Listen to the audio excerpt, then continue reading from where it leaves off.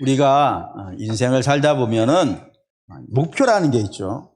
꼭 이루고 싶은, 꼭 이루길 소망하는 그런 목표들이 있습니다. 그리고 그 목표를 이루기 위해서 나름 굉장히 열심히 노력을 하고 최선을 다합니다. 때로는 죽을 등 살 등 애를 쓰면서 목표를 향해 전진해 갑니다.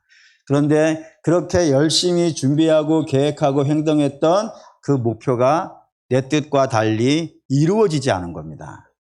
그렇게 됐을 때에 우리는 어떻게 반응해야 옳을까요? 여기에서 우리는 세상의 모든 사람을 의미하지 않습니다. 하나님을 경외하고 하나님을 예배하며 주의 뜻대로 살기를 소망하는 성도입니다. 그 성도된 우리에게도 인생에는 내가 원하지 않는 일들이 일어날 수 있고 그리고 계획했던 일들이 안 일어날 수도 있단 말입니다. 그랬을 때 우리는 어떻게 반응하는 것이 맞을까요? 실망하고 낙심하고 좌절하고 절망하는 것이 맞겠냐 이겁니다. 오늘 저와 여러분 읽은 이 본문을 통하여서 사도 바울은 그런 일이 있었을 때 어떻게 반응했는지, 그 속에 담겨져 있는 영적인 의미가 무엇인지 오늘은 그 부분을 좀 살펴볼까 합니다. 우선 사도 바울이라는 사람부터 좀 생각을 해봐야 되겠습니다. 사도 바울은 원래 예수 믿는 사람이 아닙니다. 그는 어떤 사람이냐? 골수 유대교 추종자입니다. 얼마나 그가 유대교에 열심히 있었냐면 예수님께서 이 땅에 오셔서 당신을 누구라고 하신 거예요? 하나님의 아들이라고 했습니다. 그것에 분노하여서 예수는 마땅히 죽어야 될 자이다 라고 생각했던 사람이 사도 바울입니다. 뿐만 아니라 그 예수님을 하나님의 아들이라고 섬기고 그분을 예배하고 있는 교회는요, 이 땅에 있으면 안 되는 곳입니다. 그렇기 때문에 반드시 그 교회는 없어져야 되고 파괴되어져야 있는 것이 맞다라고 생각하는 사람이고, 그 파괴되어지는 것을 주도적으로 가장 열심히 해야 되는 것을 누가 하는 거라고요? 내가 해야 될 일이라고. 다른 사람의 손에 맡길 것이 아니라 내가, 하나님을 사랑하는 내가 그 교회를 없애는데 가장 열심을 내야 된다는 사명을 갖고 이 땅에 살았던 철저히 유대 신봉자였다 이겁니다.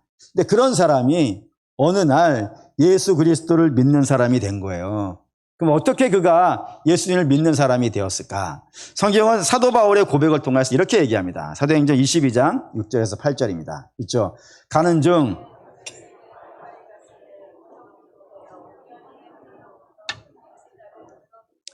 내가 땅에 엎드려져 들으니 소리 있어 이르되 사울아 사울아 내가 왜 나를 박해하느냐 하시거늘 내가 대답하되 주님 니시니까 하니 이르시되 나는 내가 박해하는 나사렛 예수라 하시니라 라고 하면서요. 예루살렘 교회를 무너뜨렸던 사도 바울이 예루살렘 교회 무너뜨린 것에 만족하지 않고 시리아의 다메섹에 있는 교회까지도 넘어뜨리려는 결심을 갖고 결단을 하여서 외국에까지 가게 된 겁니다. 그 가는 도중에 사건이 하나 발생된 거예요. 그 사건이 예수님을 만나는 거였단 말입니다. 빗속에서 예수님을 만나게 되어졌어요. 그 이후 사울은 마음에 회심을 하게 되어지고 그리고 세례를 받고 예수를 믿는 자가 되었으며 그것에 만족하지 않고 사역하는 자가 되었단 말입니다. 그리고 그 사역, 사도 바울이 이 땅에 살면서 어떠한 사역을 해야 되는지를 누가 정해주셨냐면은 예수님이 정해주셨어요. 뭐 하는 사람이 되라고요? 예수님이 직접 주신 사명이 있다 이겁니다. 뭐 하는 사람이 되라고요? 이방인에게 복음을 전하는 자가 되라고 성경에 이렇게 썼습니다. 사도행전 22장 21절 읽습니다. 나더러 또 이르시되 떠나가라 내가 너를 멀리 이방인에게로 보내리라 하셨느니라라고요. 예수님이 직접 말씀하신 거예요. 너는 이방인에게 가서 이방인에게 복음을 전하는 그런 사명을 감당하라 라고 직접 예수님이 사명을 주신 것입니다. 그러면 이 사명을 받은 바울은 이제부터 어디를 가야겠습니까? 이방을 가야 될 것이고 이방에서 누구를 만나야겠습니까? 이방인을 만나는 것이 마땅하지 않겠습니까? 예수님이 직접 그렇게 하라고 그랬으니까 이방인에게 보낸다고 했으니까. 근데 사도 바울이 이방에 가기는 합니다. 이방에 가기는 하는데 이방인을 전도하려고 애를 쓰는 모습으로 성경이 기록하고 있지가 않은 거예요. 그가 열심을 내고 있는 것은 누구를 전도하려고 애를 쓰고 있냐면 유대인을 전도하려고 무진장 애를 쓴단 말입니다. 그게 사도행전 13장에 1차 선교여행, 사도 바울이 첫 번째로 파송받아가지고 전도하기 시작하는 그때부터 유대인 선교에 온 힘을 das어요. 그걸 성경은 낱낱이 기록해놨어요. 맨 처음에 사도 바울이 전도하기 위해서 갔던 곳이 어디냐면 구브로라고 하는 섬입니다. 지금은 키프로스라고 하는 곳인데 그 키프로스에 살라미라고 하는 곳이 있어요. 그 살라미에 가서 복음을 전하는데 그 모습을 성경은 이렇게 썼어요. 사도행전 13장 5절 있습니다. 살라미에 이르러 하나님의 말씀을 유대인의 여러 회당에서 전할세 요한을 수행원으로 두었더라 라고 하면서 그가 이방에는 간단 말이에요. 키프로스라고 하는 이방에 가긴 하는데 거기에서 누구를 만나고 있더라? 유대인을 만나고 있다 이거예요. 뭘 보면 알아요? 유대 회당이 모였단 말이에요. 유대 회당에 모여서 거기에 모여서 유대인을 만나서 저들에게 하나님 말씀을 전하려고 애를 쓰고 있는 겁니다. 여기뿐이 아니죠. 그 다음에 간 곳이 사도행전 13장 14절입니다. 14절 읽을게요. 안디옥에 이르러 안식일에 회당에 들어가 앉으니라고요. 그 다음에 간 곳이 비시디아 안디옥이라는 곳인데 거기서도 어디에 들어가 있다고요? 회당에 들어가 있다 이겁니다. 당연히 회당에는 유대인들이 있는 것이고 유대인들에게 복음을 전하려고 애를 쓴단 말이에요. 근데 이 유대인들이 복음을 받아들이려고 해요, 안 해요? 안 하는 겁니다. 그것도 그냥 적당하게는 안 믿어 이 정도 개념이 아니라 사도 바울을 거반 잡기도 하고 쫓아내고 막 미워하고 하여튼 별의별 짓을 다 하면서 복음을 안 받아들이려고 한다고요. 그러자 사도 바울이 너무 마음이 상했는데 굉장히 센 선포를 하나 했습니다. 사도행전 13장 46절 47절 읽겠습니다. 바울과 바나바가 담대히 말하여 이르되 하나님의 말씀을 마땅히 먼저 너희에게 전할 것이로되 너희가 이것을 버리고 영생 얻기를 합당하지 않은 자로 자처하기로 우리가 이방인에게로 향하노라라고요. 마땅히 너희가 먼저 받아야 돼. 이 말씀은 이 복음은 너희가 먼저 받아야 돼. 그런데 너희가 이 복음을 안 받으려고 하니까 내가 이제 어떻게 해야 되겠다고요? 어쩔 수 없이 내가 이방으로 가야겠다라고 선포를 하고 있는 겁니다. 그러면 너희가 안 받으려고 해? 그러니 내가 이제 이방으로 가? 그러면 어디로 가야겠어요? 이방으로 가는 게 마땅하겠죠? 아니 안 받아. 너희가 안 받으니까 나 이방으로 갈 거야 라고 얘기했으니까 이방에 가야 되지 않겠어요? 14장 1절 있습니다. 이에 이고니온에서도 두 사도가 함께 유대인의 회당에 들어가 말하니 유대와 헬라의 허다한 무리가 믿더라라고요. 비시디아 안디옥에서 나와서 어딜 가냐면 이고니온이라는 곳이 갔단 말이에요. 근데 거기서도 어디에 가 있더라고요? 회당에 가 있다 이거예요. 물론 거기에는 헬라인도 있는데 여기 헬라인은 회당에 와 있는 헬라인이에요.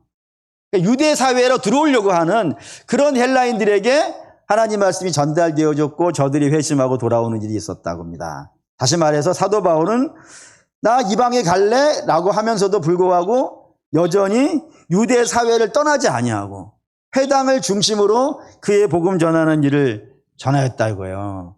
그런데도 불구하고 유대인은 복음을 받아들이다 안 받아들이더라. 안 받아들이더라. 그렇게 하면서 끝나는 것이 1차 선교 여행이었어요. 그러니까 1차 선교 여행에 사도 바울은 방방 곳곳에 유대 회당을 찾아다니면서 복음을 전했는데 그 유대인들이 받아들이지 않았다라는 것이 핵심 내용으로 갖고 있단 말입니다. 그러면 이제 2차 선교 여행을 시작하는 거예요. 그럼 2차 선교 여행 때는 1차 때 유대인에게 열심히 했는데 안 됐어. 그럼 이제는 어떻게 해야 되겠어요? 이방으로 가야 되지 않겠습니까?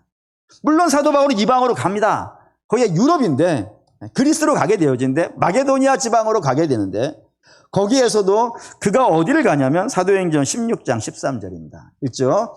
안식일에 우리가 기도할 곳을 있을까 하여 문밖 강가에 나가 거기에 앉아서 모인 여자들에게 말하며 했습니다. 그러니까 사도 바울이 안식일에 기도할 곳이 있을까 하고 찾아다녔다고요. 찾아다녔다고요. 그러니까 기도할 곳이 어디겠어요, 여러분? 회당이지. 유대인 딴 데서 안 하니까. 딴 데서 안 하고 회당에서 하니까 회당을 부지런히 찾아다녔는데 회당을 거기에 없는 거예요. 빌립보 지역에. 그 회당이 없으니까 어쩔 수 없이 어디에 갔다고요? 강가에 가서 거기서 기도하다가 거기에 몇몇 여자들에게 복음을 전했다라고 이렇게 등장한다고요. 역시 유럽에 가서도 회당을 찾고 있는 거예요. 그게 더 분명히 등장하는 것이 17장 1절입니다. 17장 1절 읽겠습니다. 다녀가 데살로니카에 이르니 거기에 유대인 회당이 있는지라라고요. 그 빌립보 지역에서 복음이 선포했는데 뭐 거기서 뭐 사실 아시잖아요. 뭐 귀신 쫓아냈다가 감옥 들어가고 거반 두들겨 맞고 죽을둥살둥해서 나오는 곳이 빌립보인데, 그리고 나와서 어디를 갔냐면 데살로니카로 갔다고요. 그 데살로니카에 갔더니 거기에 유대인 회당이 가 있더라 이거예요. 거기서도 사도 바울 유대인 회당을 떠나지 않고 계속 유대인 회당을 찾아다니면서 거기에서 유대인들에게 먼저 복음을 전하려고 애를 쓴다고요. 그런데 여기에 사고가 발생됐단 말입니다. 어떤 사고냐? 사도 바울이 거하고 있던 집의 주인을 이 유대인들이 잡아다가 관가에다가 고발을 한 거예요. 고발을 해가지고 막 난리가 났어요. 그래서 관리가 너 그 반란 자를 뭐 했냐 해가 재판해가지고 안 믿는다 그러고 이런 사건들이 일어났단 말이에요. 그래서 사도 바울이 데살로니카에 더 이상 있지 못하고 다음으로 넘어간 곳이 어디냐면 베레아라고 하는 지역에 간단 말이에요. 근데 그 베레아라는 지역에서 당연히 어디를 갔을까요, 여러분? 이제는 뭐 굳이 또 얘기하지 않아도 되겠죠? 하지만 성경은 봐야 됩니다. 17장 10절 읽겠습니다. 밤에 형제들이 곧 바울과 실라를 베레아로 보내니 그들이 이르되 유대인의 회당에 들어가니라라고요. 베레아에서도 유대인 회당에 가 있는 거예요. 그러니까 유대인에게 쫓겨났는데 다음 지역으로 그래서 갈 수밖에 없었는데 거기에서도 역시 또 어디를 찾아가더라? 유대인 회당을 찾아가더라 이겁니다. 근데 여기서 또 문제가 됐어요. 데살로니카의 유대인이 여기까지 쳐들어온 거예요. 쳐들어와서 더 이상 베레아에 있을 수 없어서 또 떠난단 말입니다. 또 떠나서 그 다음에 아덴을 갔다가 아덴에서도 더 이상 머무르지 못하고 밀리고 실패하고 쫓겨나고 해가지고 결국에 마지막으로 도착한 곳이 고린도라고 하는 지역입니다. 그러면 그 고린도에서는 나 이제 유대인 학을 떼겠어. 내가 저들에게 뭐 갈취를 하는 것도 아니고, 내가 괴롭히는 것도 아니고, 거짓말을 하는 것도 아니고, 저들에게 복음을 전하려고 애를 쓰는데, 저들이 어떻게 복음을 받아들여 주지도 않을 뿐만 아니라, 나라는 사람을 쫓아내기에, 그것도 그냥 가세요가 아니라 거의 두들겨 패가지고 쫓아내는 그런 일을 이루는가. 이 유대인 내가 다시는 상종하지 말아야지, 이런 마음이 들만하죠? 그렇지 않습니까? 그런데 이 고린도에 가서 사도 바울이 뭐 했을까요? 18장 1절에서 4절 읽겠습니다. 그 후에 바울이 아덴을 떠나 고린도에 이르러 아귤라라 하는 본도에서 난 유대인 한 사람을 만나니 클라우디오가 모든 유대인을 명하여 로마에서 떠나라 한 고로 그가 그 아내 브리스길라와 함께 이달리아로부터 새로 온지라. 바울이 그들에게 가매 생업이 같음으로 함께 살며 일을 하니 그 생업은 천막을 만드는 것이더라. 안식일마다 바울이 회당에서 강론하고 유대인과 헬라인을 권면하니라라고요. 그 고린도에 가서 누구를 만나고 있냐면 유대인을 만나고 있다 이거예요. 그 유대인에게서 신자 하나를 얻었으니 그 신자가요, 아귤라라는 신자고, 아귤라를 잘 모르겠으면 그의 부인이 더 유명하죠. 브리스길라와 아길라를 고린도에서 만난 유대인이라고. 그들을 전도해서 바울의 동역자 삼았으며 저들과 함께 어디를 들락날락거렸다고요. 고린도에 있는 회당을 들락날락거리면서 거기에 와 있는 유대인, 주로 유대인이겠죠. 그리고 거기에 와 있는 소수의 헬라인, 그렇게 그들이 전도하고 다녔다 이겁니다. 이게 2차 선교여행 끝이에요. 그러니까 사도 바울이 2차 선교여행도 계속해서 어느 지역을 중심으로 복음을 전하고 있는 거예요. 유대 회당을 중심으로 복음을 전하고 있는 거예요. 그래서 로마서 9장 3절 있습니다. 나의 형제 곧 골육의 친척을 위하여 내 자신이 저주를 받아 그리스도에게서 끊어질지라도 원하는 바로라. 이게 거짓말이 아닌 겁니다, 여러분. 그냥 내가 좋은 말 해주려고 적당히 인사말 하려고 나 유대인에게 이렇게 했어라는 게 아니라 사도 바울은 정말로 유대인을 사랑했어요. 그래서 저들 중에 몇 명이라도 복음을 전하려고, 그가 이방인의 사도로 부림받아서 이방인 쫓아다녀도 시원찮을 판인데 이방을 가긴 하지만 그래도 거기에서도 누굴 자꾸 만나려고 한다고요. 유대인 만나서 저들에게 어떻게 해서든지 복음을 전하려고 애를 쓰고 있는 것이 사도 바울의 진심이라 이겁니다. 그럼 우리 당연히 여러분 질문이 되는 거예요. 사도 바울이 자기가 이방인에게 보내진 사도라는 사실을 몰라서 이렇게 했습니까? 아닐 겁니다. 그럼 분명히 자기가 어디를 가야 되는지 아는 사람이고, 뿐만 아니라 유대인들이 자기를 가는 곳마다 열렬하게 환영해 줬기 때문에 그러겠습니까? 그것도 아닙니다. 가는 곳마다 미워하고 죽이려고 했으니까 사실은 만나고 싶지 않은 것이 인지상정일 텐데 그럼에도 불구하고 이렇게 부지런히 유대인 중심으로 복음을 전하려고 몸부림치고 애를 쓰는 이유가 뭐겠냐 이거예요. 이유는 단 하나밖에 없어요. 그가 예수를 만났다 이겁니다. 여러분 이게 얼마나 충격적인 이야기냐면은 지금까지 사도 바울은 예수를 만나기 전까지 사도 바울은 앞에서 말씀드렸다시피 자기를 하나님의 아들이라고 말하는 이상한 자였다고요.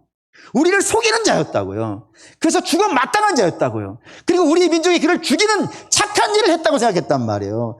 근데 그 착한 일을 해서 죽였다고 생각하는 자가 실제로 진짜로 뭐였던 거예요? 하나님이었던 거야. 그것도 어떤 하나님이냐?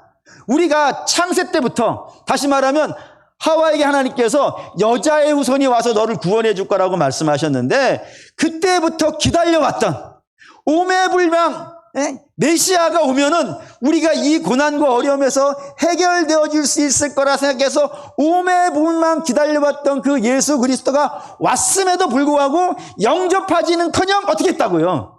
죽여버렸다 이거예요. 하나님을 나와 우리 동족이 뿐만 아니라 우리가 지금 깨어오고 있었던 것, 저거 이 땅에 있으면 안 되는 단체야.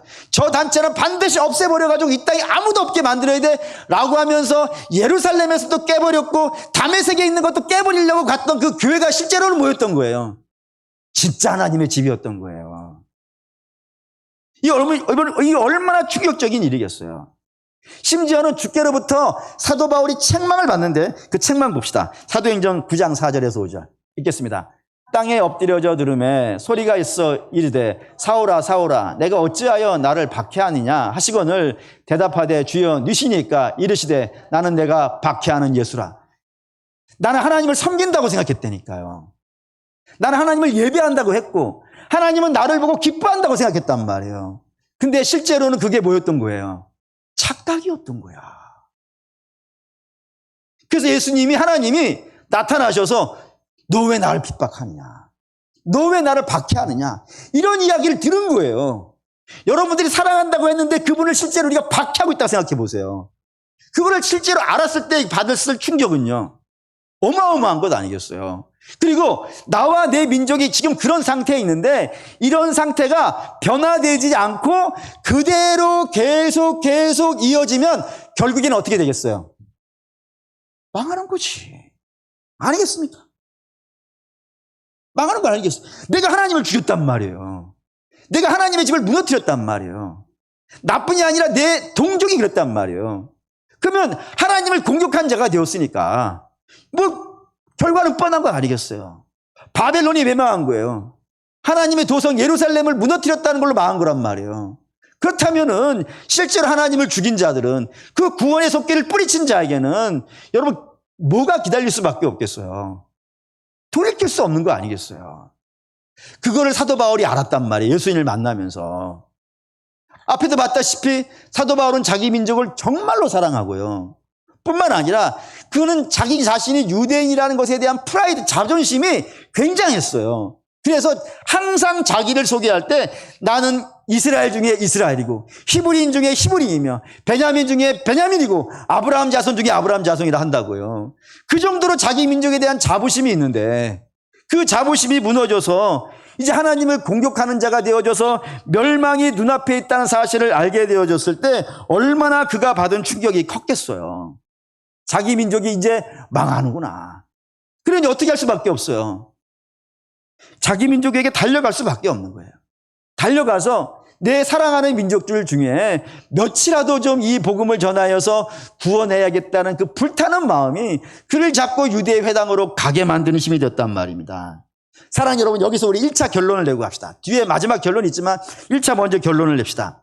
예수 믿는 사람, 사도 바울에서부터 시작해서 예수 믿는 사람들에게는 아주 중요한 공통점이 하나가 있습니다. 그게 뭐냐면 자기 민족을 어마어마하게 사랑한다. 자기 민족을 너무 사랑합니다. 그들이 비록 나를 핍박하고 나를 조롱하고 나를 멸시하고 쫓아낸다 하더라도 내 민족 중에 몇이라도 구원받았으면 좋겠다라는 마음을 갖고 저들을 오매불망 사랑하는 모습으로 성경에 등장한다 이겁니다. 사실 교단 이름도 그래요. 여러분들이 뭐 다양한 교단에서 생활해 보셨겠지만 모든 교단에겐 다 공통점이 있어요. 당연히 우리 교단 이름이 있겠죠. 장로교면 장로교, 감리교면 감리교, 침례교면 침례교 있겠죠. 근데 그 앞에 항상 붙어있는 같이 가는 이름이 하나가 있어요. 그게 뭐예요? 대한민국이 붙어 다녀요. 한국 기독교 장로회, 대한예수교 장로회, 뭐 기독교 대한침례회, 뭐 이런 식으로 항상 붙어 다녀요. 붙어 다녀요. 왜 그러냐면 그게 우리의 정체성이에요. 여러분 이게 가볍게 생각하시면 안 됩니다. 예를 들어서 우리가 대한민국에 태어난 것은 우리의 선택이 아닙니다, 여러분. 사실 우리가 선택한다 그러면 여기 태어나시겠습니까? 이 좁고 좁은 땅,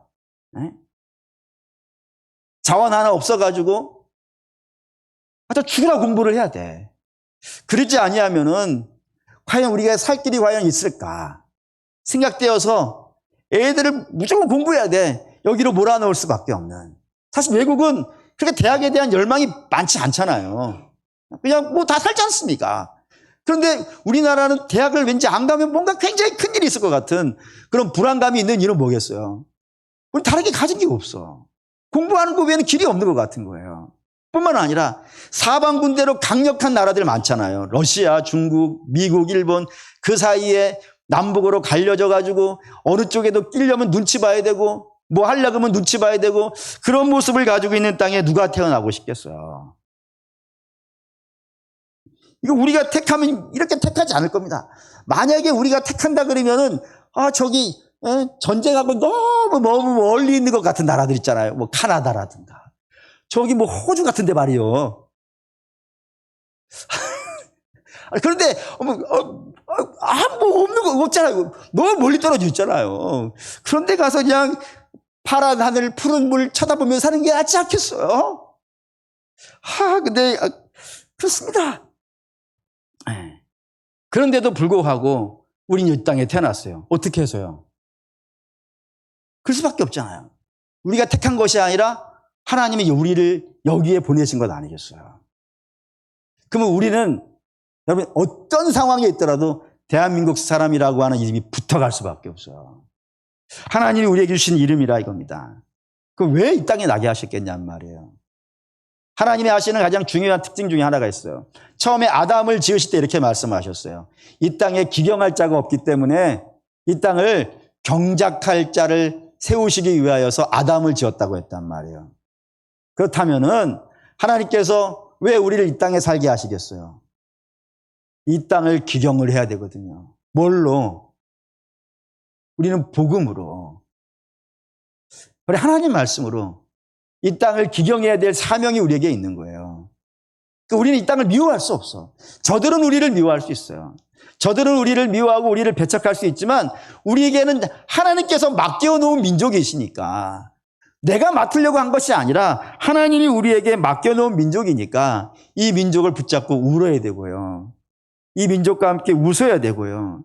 저들 중에 몇이라도 하나님에게 은혜를 받고 돌아올 수 있도록 자꾸 모든 사람에게 복음을 전할 수밖에 없다 이거예요. 왜? 우리는 하나님이 누가 택했는지를 모르거든요.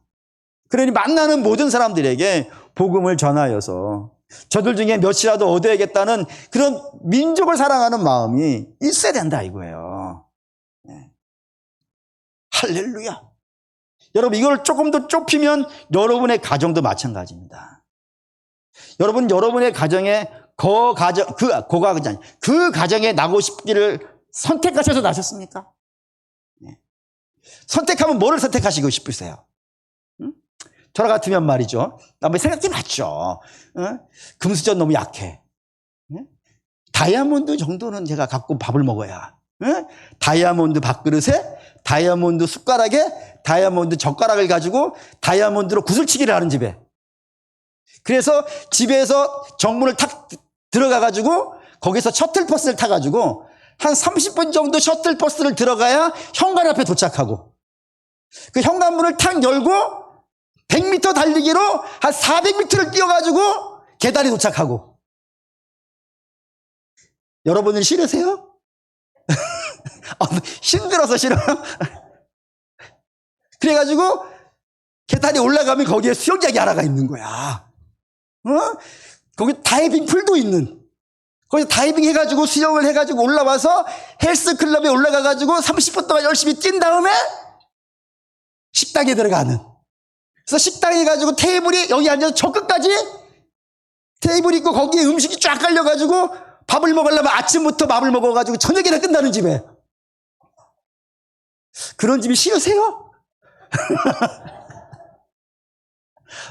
관절염 걸리겠어. 산벌레 가면 관절염 걸리겠어. 에? 선택하려면 뭐 그렇게 택해야지. 근데 여러분이 택한 거 아니잖아요. 거기에 나게 하신 이가 누구예요? 하나님 아니냔 말이에요. 그럼 왜 그 가정을, 왜 하나님이 내게 주셔가지고 거기에서 어떻게 해든지 복음을 좀 심어보려고 예수 믿으세요. 그렇게 외치며 살아가게 만드는 그런 삶을 우리에게 주셨냔 말이에요. 이게 하나님 뜻 아니겠냔 말입니다. 근데 거기를 미워할 수가 있겠냔 말이에요. 그걸 싫어할 수가 있겠냐고. 내 마음에 들지 않는다고, 내 기분이 상한다고 해가지고 안 보고 살 수 있겠으며 외면하고 살 수 있겠냔 말이에요. 그러니까 성도는 이 받은 것이 내 뜻이 아니라 하나님이 주신 것이라고 믿으신다면은 거기를 규경을 해야 돼요. 열심히 밭을 가르셔야 돼요. 거기에서 될지 안 될지는 하나님이 결정하실 거예요. 하지만 우리에게 주어진 것은요, 때를 얻든지 못 얻든지 그 모든 것을 사랑하면서 복음을 전하는 것 아니겠습니까? 그 사명이 있다 이겁니다. 그 사명을 사도 바울이 감당을 하고 있는 거예요. 그래서 어떻게 해서든지 몇 명이라도 어떻게 해서든지 구원해가지고 애를 썼는데 저들이 끝끝내 받아들이지 않는 겁니다. 그래서 결국에 사도 바울이 그 민족을 떠나서 이방인에게로 넘어가는 일이 발생이 되었어요. 그때 저라면 아마 이렇게 기도하지 않았을까. 사도 바울도 기도 많이 하는 사람이니까 기도했을 것 같아요. 그래서 제가 이렇게 생각을 해봤죠. 사도 바울이 어떻게 기도했을까. 하나님, 저는 제 동족 너무 사랑합니다. 내 민족 너무 사랑해서 먼저 저들에게 복음을 전하고 저들을 주님 앞으로 그래도 몇 명이라도 좀 구원해 보려고 그렇게 애를 썼는데 사실 제 뜻대로 안 됐습니다. 열매를 많이 맺지 못했습니다. 어떻게 이렇게 되었을까요? 열매는 고사하고 왜 저들은 나를 이렇게 미워하고 나를 쫓아내려고 하고 심지어는 나를 죽이지 않고서는 밥도 안 먹고 눕지도 않겠다고 하는 저런 결사대까지 있게 되었습니까? 하나님 참 이거 어떤지 잘 모르겠습니다 라고 낙심되어질 만한 상황인데, 그렇게 낙심하며 기도할 만한 상황인데 그때 사도 바울이 하나님께 메시지를, 응답을 받은 것 같아요. 그게 13절인 것 같습니다. 13절 읽겠습니다. 내가 이방인인 너희에게 말하노라. 내가 이방인의 사도인 만큼 내 직분을 영광스럽게 여긴다. 사도 바울이 내 직분을 영광스럽게 여긴다. 이게 응답에서 나온 답인 거예요. 이게 왜 응답에서 나온 답이냐면 사실 유대인들은 어느 누구도 이방인에게 복음을 전하는 것을 영광스럽게 생각하는 사람들이 사실은 아닙니다. 왜냐? 저들은 이방인을 뭐라고 이해하냐면 개와 돼지로 이해했거든요. 그래서 저들에게 복음을 처음 전했을 때 이 복음 전한 거 가지고 문제가 됐어요. 베드로부터 문제가 됐어요. 고넬료 집에가 전도했다가 세례 베풀었다가 예루살렘 교회가 난리 나가지고 베드로 불러 재판했다고요. 뿐만 아니라 그때 베드로가 그렇게 하는 것을 옳다라고 인정해 놓고 다음에 바울이 1차 선교여행 돌아왔을 때에도 역시 그거 또 재판을 한단 말이에요. 그 정도로 유대인이 이방인에게 복음 전하는 거 되게 싫어했어요. 뿐만 아니라 복음 전하는 건 고사하고 저들하고 한 자리에 앉아서 밥 먹는 것도 문제가 됐어요. 그래서 갈라디아서에 보면은 베드로가 이 이방인들과 함께 이방 신자의 것도 이방 신자하고 밥 먹다가 이 예루살렘 교회에서 온 사람들 때문에 베드로가 놀라가지고 도망을 갔어요. 그 베드로를 보고 그 대단한 바나바도 도망을 갔어요.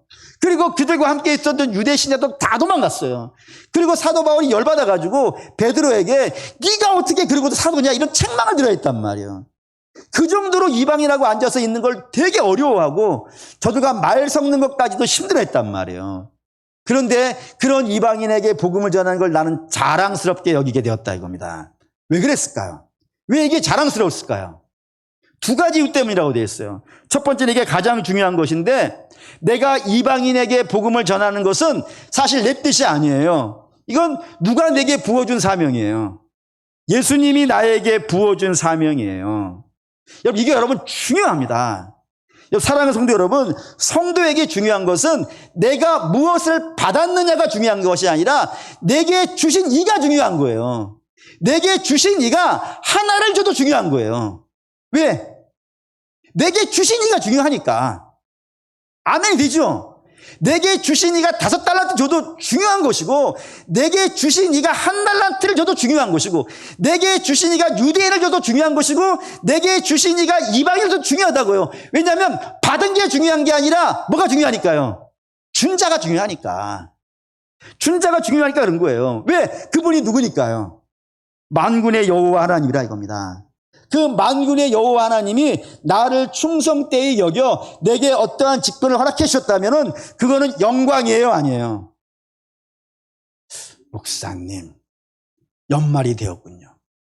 그래서 교회 사역자들 요즘 세우신다고 정신 없으실 텐데, 이번에는 안 속습니다. 절대로 저한테 뭐라 시키지 마십시오. 이런 표정 안 지으셔도 됩니다. 안 지으셔도 됩니다. 그 얘기 하려고 그러는 것이 아니고, 하나님께서 나를 충성되이 여겨 직분을 허락하셨다면은 그 직분은 그것이 대단한 빛나는 직분이든 아니면 남들이 아무도 알아주지 않는 허드렛 일 하는 직분이든 어떠한 것이든요. 그건 영광스러운 겁니다. 다시 말해 사도 바울은 그 기도를 통하여서 내가 어디에서 무엇을 하기를 원하는지, 하나님이 내게 무엇을 기대하시는지 그 사명에 대한 굳건한 확신을 갖게 되었다 이거예요. 그게 첫 번째 이유고, 두 번째는 내가 원하던 것이 이루어진다 이거예요. 볼까요? 14절 읽겠습니다. 이는 혹 내 골육을 아무쪼록 시기하게 하여 그들 중에 얼마를 구원하려 함이라 했습니다. 내가 이방인에게 열심히 복음을 전하는 거예요. 근데 그 복음이라는 것은 놀라운 겁니다. 얼마나 놀라운 건지를 성경은 정말 여러 가지 방면으로 설명을 하는데, 그 중에 하나가 뭐냐면 하늘을 두루마리 삼고 바다를 먹물 삼아도 하나님의 사랑을 다 기록할 수 없다고 되어 있어요. 얼마나 큰 그럴까요? 얼마나 그 주님의 사랑이 부요하고 놀라우면은 하늘을 공책 삼고 그리고 바닷물을 잉크 삼아도 다 쓸 수 없을 만큼 큰 사랑일까요? 궁금하지 않으십니까? 뿐만 아니라 성경은 이렇게 되어 있어요. 사도 바울이 에베소 교회를 위해서 기도를 해주는데, 그 에베소 교회를 향하여서 너희가 그리스도의 사랑의 그 높이와 그 높이가 얼마나 높은지, 그 깊이가 얼마나 깊고 그 너비와 길이가 얼마나 넓은지 너희가 지금 다 알았으면 좋겠다. 이게 하나님의 사랑을 알았으면 좋겠다는 게 기도의 제목이란 말이에요. 얼마나 대단하겠어요. 실제로 복음이라는 것은 알면 알수록요 더 놀라워요. 이거 부모의 사랑도 그렇잖아요. 부모의 사랑도 알면 알수록 어때요? 노래도 있잖아요. 높고 높은 하늘이라 말들 하지만 나는 높은 게 또 하나, 이게 뭐예요? 어버이 노래 아니에요? 아니, 부모님의 사랑도 하늘에 닿을 만큼이라고요. 그런데 우리에게 아들을 내어주신 하나님의 사랑은요, 그걸로 감당이 안 되는 거예요. 하늘로, 바다로 감당이 안 되는 거예요. 그 정도로 어마어마한 사랑이라 이겁니다. 그렇기 때문에 이 사랑을 알게 되어진 자, 이 복음의 감격에 빠진 자는 전부 다 이런 노래를 불러요. 세상과 나는 간 곳 없고 구속한 주만 보인다 이거예요. 여러분, 세상에 여러분 다녀보셨겠지만 세상에 눈 돌아갈 일이 많아요, 적어요. 물론 여러분들은 워낙 믿음이 좋아서 세상에 눈 돌아갈 게 없죠. 근데 다른 사람들 보니까 길거리 지나가잖아요. 쇼윈도 쳐다보느라고 10m를 못 가. 어마어마하게 TV 돌리다가 가방만 나오면 가방이 TV가 안 넘어가네. 우리 집 얘기하는 거 아니에요. 눈 돌아갈 일이 얼마나 많아요. 그런데 주님의 사랑을 알게 되어지면요, 그런 게 다 필요가 없는 거야. 너무 하찮은 것들에 지나지 않아요. 얼마나 그게 영광스러우면 그러겠어요. 그게 복음이라 이겁니다. 그러니까 사도 바울은 이방인들이 이 주님의 사랑을 내가 열심히 전할 거야. 내 사명이니까 열심히 전할 거야. 열심히 전해가지고 저들이 주님의 사랑에 푹 빠져 살았으면 좋겠어. 그래서 예수님만 생각하면 눈물이 나고 예수님만 생각하면 막 춤추어 뛰는, 그렇게 주님과 깊은 교제와 사랑이 있는 그런 백성이 될 수 있도록 나는 내가 할 수 있는 모든 일을 다 동원해가지고 이 설교를 할 거야 라고 하는 거예요. 왜 그렇게 열심히 하냐면은 내가 그렇게 열심히 해가지고 이방인들이 복음에 감격하여 세상과 나는 간곳 없고 구속한 주만 보입니다. 막 폴라 그러고 있으면 말이죠. 유대인들이, 내 동족 유대인들이 어떻게 될 거라고요? 시기하게 될 거예요. 그래서 그 사랑이, 그 주님과 이방인의 사랑이 더 깊으면 더 깊을수록 내 동족 이스라엘은 더 어떻게 할 거예요? 더 시기할 거예요. 네? 더 시기하게 될 거예요. 그럼 시기하면 시기할수록 돌아올 수 있는 사람이요. 많다 이거예요. 있다 이거예요. 그러니까 내가 비록 유대인에게는 못 가 이제. 하지만 내가 실망하지 않는 이유는 내가 꼭 이방인을 하지 않아도, 유대인을 하지 않아도 내가 이방인 열심히 하나님께서 내게 열어놓으신 길, 이 길을 열심히 가고 있으면은 하나님께서 이 길을 통하여서 이 문도 열어주실 거야. 나는 너를 알았기 때문에 내 사명이 자랑스럽고 영광스럽고 충만하다라고 선포하고 있더라 이겁니다. 사랑하는 우리 믿음의 성도 여러분, 이 말씀을 근거로 한번 우리 답을 내려봅시다. 서론에 있는 답을. 우리가 살다 보면 우리의 계획이 있고 우리가 최선을 다하여서 이루고자 하시는 목표도 있을 겁니다. 근데 그것이 안 이루어질 때가 있어요. 내 뜻대로 된다면야 오죽이야 좋겠습니까만 안 될 때가 있어요. 그때 적지 않은 사람들이 낙심하고 절망하고 좌절해요. 근데 그것이 사도 바울의 표현에 의하면은 성도에게 마땅한 삶의 자세가요, 아닌 겁니다. 실망하고 낙심하는 건 예수 없는 자들이 그렇다 이거예요. 저들 그게 끝이니까. 그런데 우리에게는 뭐가 있는 거예요? 하나님이 계시다 이거예요. 그 하나님이라는 분은 우리가 하고자 하는 일을 못 이루게 하시는 분이 아니시고, 우리가 믿는 하나님은 우리가 하려는 일을 못 도와주시는 분이 아니라고요. 그분은 전능하신 하나님이시고 놀라우신 하나님이시기 때문에, 또한 역사하시는 하나님이시기 때문에 그 모든 일을 다 하실 수 있어요. 그럼에도 불구하고 하나님이 문을 닫으신 것이 있다 이겁니다. 다른 것 하게 하려고. 하나님이 정말로 하고자 하는 일을 위하여서 문을 닫아 놓으시는 것이 있더라 이겁니다. 그러니 닫은 문 앞에서, 닫혀진 문 앞에서 낙심하고 실망할 문제가요, 아니라 이거예요. 그 실망하지 말고 지금은 하나님께서 너에게 열어주신 문이 있지 않냐 이거예요. 그 열어주신 문을 향해서 가야지. 그 열어주신 문 앞에 엎드려가지고 낙심해가지고 그 문을 통과해서 못 가게 되어진다면은 이 얼마나 통탄할 노릇 아니겠어요. 십자가가 가장 대표적인 예입니다. 십자가는 죽는 거 아니겠어요. 육신의 문이 닫히는 거예요. 근데 육신의 문이 닫혔다 해가지고 하나님의 역사가 실패한 것입니까? 그렇지 않잖아요. 주께서는 육신의 문은 닫으셨지만 닫혀진 문을 통하여서 부활의 영광을 만들어내시고, 그리고 그 부활을 통하여서 당신의 택한 백성들을 죄에서 건져내는 역사를 이루어버리시잖아요. 그런 하나님을 우리가 믿고 있는 거 아니겠어요? 우리가 믿고 있는 하나님은 우리를 위해서 선한 일을 하고 죽어 무덤에 갇혀 있는 분이 아니라 무덤에서 나와 있는 분을 믿는 거 아니겠어요? 그렇다면은 사랑하는 믿음의 성도 여러분, 닫힌 문 앞에서 낙심하지 마시자고요. 유대인 문 닫혔어. 내가 죽도록 열심히 했는데 이게 안 열리네. 닫혔어. 내 사역은 실패야 하고 낙심하고 있는 것이 아니라 더 이방인을 열심히 전도함을 통하여서 내 사명을 이루고 그들을 통하여서 하나님의 원 백성들이 돌아오는 꿈을 꾸는 사도 바울이 낫지 않겠습니까? 그 우리가 마찬가지입니다. 바라고 원하는데, 사랑하는 믿음의 성도 여러분, 올해 뭐 이런저런 계획 있으셨겠지만 된 것도 있고 안 된 것도 있고 막 여러 가지 복잡한 일 많으실 거예요. 그런데 하나님은 당신의 백성을 위하여서 항상 새로운 문을 여신 줄 믿습니다. 그러면 새로운 문을 볼 수 있는 눈을 구하십시오. 믿음의 눈을 열어서 닫힌 문에 실망하지 아니하고 여신 문을 바라볼 수 있게 하시고, 그 여신 문을 향하여서 주님과 동행하여 부활의 주님과 함께 그 길을 걷는 성도 되기를 바랍니다. 분명 하나님은 사도 바울이 유대인은 이루지 못하였지만 이방인을 통하여서 당신의 영광을 다 이뤄내듯이, 그리고 그것이 사도 바울의 영광이 되었듯이 우리도 마찬가지일 겁니다. 우리 주님이 인도하시는 길로 가는 것이 우리가 개인적인 육신의 욕망을 위해서 세워놨던 그 꿈과 환상보다 더 크고 놀라운 역사가 우리 하나님으로 말미암아 이루어질 것입니다. 그러니 그 소망을 갖고 믿음으로 정진하시는 저와 여러분 되기를 주의 이름으로 축원합니다. 아멘. 결단하시죠.